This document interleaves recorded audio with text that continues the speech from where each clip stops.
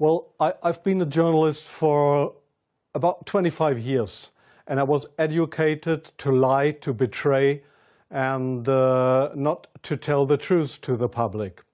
But seeing right now, within the last months, how far how the German and American media tries to bring war to the people in Europe, to bring war to Russia.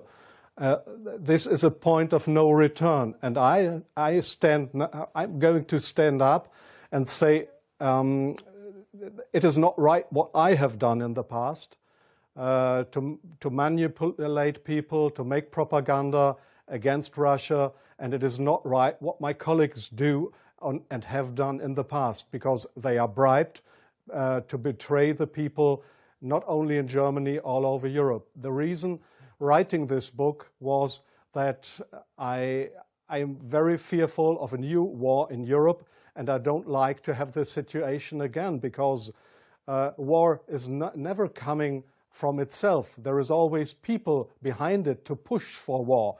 And this is not only politicians, this is journalists too. And I just have written in the book how we have betrayed in the past our readers just to push for war, and because I don't want this anymore. I'm fed up with this propaganda. We live in a banana republic and not in a democratic country where we have press freedom, where we have human rights. If you see the German media, especially my colleagues who day by day write against the Russians, who are in transatlantic organizations and who are supported by the United States to do so, well, people like me, I became an honorary citizen of the state of Oklahoma in the United States. Just why? Just because I write pro-American. I wrote pro-American. I was supported by the Central Intelligence Agency, by the CIA. Why? Because I should be pro-American. I'm fed up with it. I don't want to do it anymore. And so I've just written a book not to earn money. No, it will cause a lot of trouble for me, just to give the people in this country, in Germany, in Europe, and all over the world, just to give them a glimpse of a view what goes up behind the closed doors. Yes, there is many examples for that. If we go just back to history, if you go into the year 1988, if you go to your archives, you will find in March 1988 there was in Iraq, in Iraq, the Kurdish people have been gassed with poisoned gas. That is known all over the world. But in July 1988, they sent me to a town called Zubaydat, that is on the Iraqi-Iranian border. There was war. It was war between the Iranians and the Iraqis, and I was sent there to photograph how the Iranians have been gassed with poisoned gas, with German poisoned gas. You call it Lost and Zarine, mustard gas, made by Germany. They have been gassed, and I was there to make photographs how these people have been killed by poisoned gas from Germany. When I came back to Germany, there was just one small photo in a newspaper, in the Frankfurter Allgemeine, and there was one small article not writing how impressive, brutally, how unhuman, how terrible it was to kill decades after the end of the Second World War, people with German poisoned gas.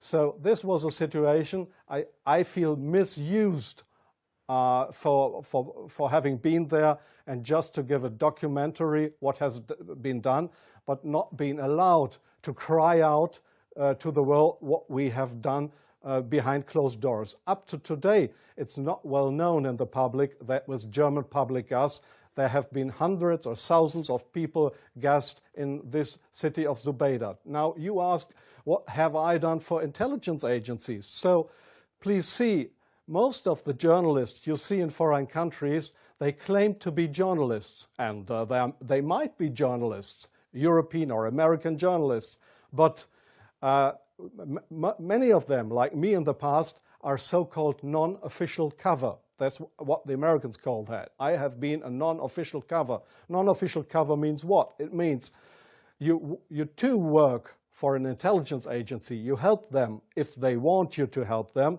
but they will never, when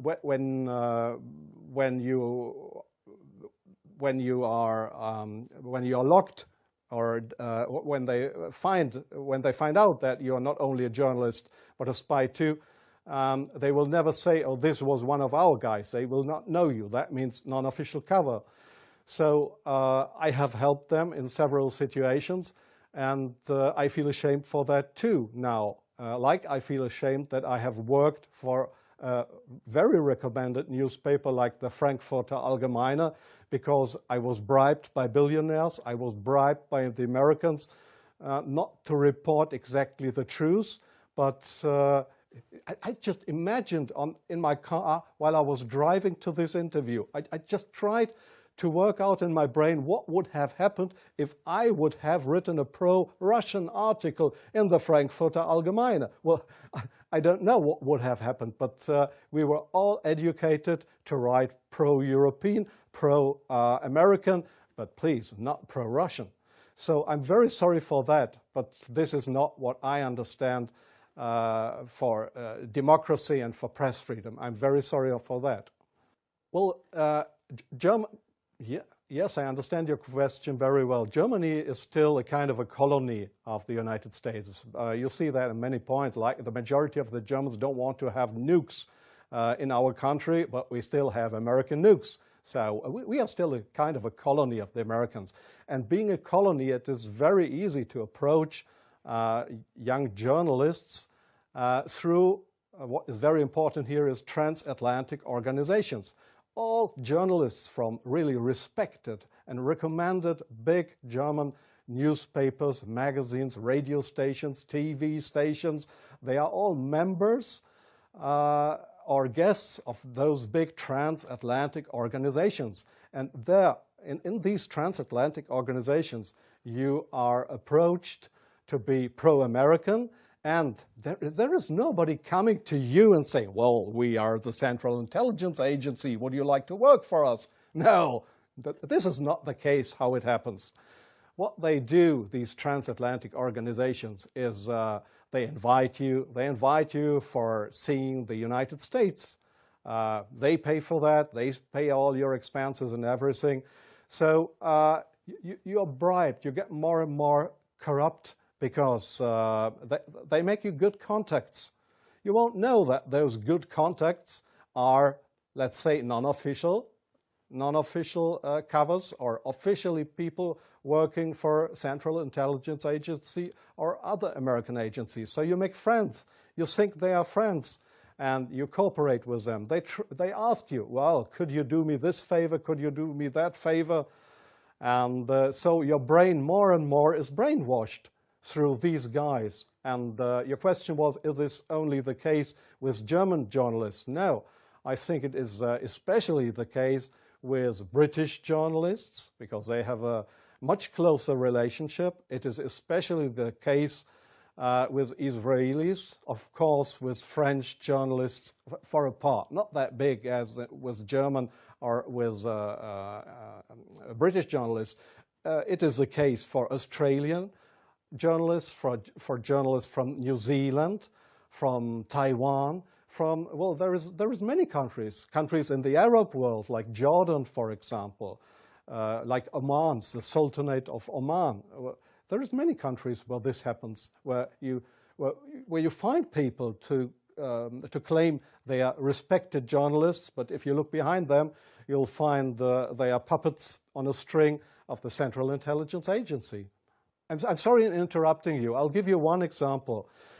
Sometimes the intelligence agencies, they come to your office and want you to write an article. I give you an example not from strange other journalists, from me myself. I've just forgotten the year. I just remember that the German Foreign Intelligence, Bundesnachrichtendienst, it is just a sister organization of the Central Intelligence Agency. It was founded by the American Intelligence Agency. So one day the BND, this German Foreign Intelligence Agency, came to my office at the Frankfurter Allgemeine in Frankfurt. And they wanted me to write an article about Libya and about Colonel Muammar Gaddafi. I had absolutely no secret informations regarding Colonel Muammar Gaddafi and Libya. But they gave me all these secret informations, and they just wanted me to write, to sign the article with my name. I did that, but it was an article that was published in the Frankfurter Allgemeine that originally came from the Bundesnachrichtendienst, from the German Foreign Intelligence Agency. So do you really think that this is journalism, intelligence agencies writing articles? Oh yes, that article, I have reprinted it partly in my book. That article was how Libya and Colonel Muammar Gaddafi, how he secretly tried to build a poison gas factory. I think in Rapta was the name, yeah. And I got all those information. It was a story that was printed worldwide 2 days later. But I had no information on that. It was the intelligence agency that wanted me to write this article. So, but this is not the way journalism should work, that intelligence agencies, that they decide what is printed and what not. If I say no, I give you an example from a very good example if you say no. Well, we have a rescue unit in Germany with helicopters for traffic accidents. It's called, they call themselves the Yellow Angels. There was one guy who didn't want to cooperate. He was a pilot of the helicopter service of the Yellow Angels in Germany. This guy said no to the Foreign Intelligence Service, Bundesnachrichtendienst, when they approached him and wanted him as a non-official cover to work for the German Foreign Intelligence Agency, just to pretend to be somebody from the Yellow Angels. So what happened was that he lost his job. And the court in Germany, the judge decided that they were right, because such a guy could not be trusted. He was kicked off his job because he didn't cooperate with the Foreign Intelligence Service. So I knew what would happen if I would not cooperate with intelligence services. Well, I have had, let me say, 6 times my house was house searched because I was accused by the public prosecutor, the German public prosecutor. I was accused of leaking secrets of states. 6 times house searched. Well, they hoped that I wouldn't do that ever again. But I think it's worse that the truth will come out one day. The truth won't die. And I don't mind what will happen. I've had 3 heart attacks. I have no children. So if they want to bring me to court or to prison, so it's worse for the truth.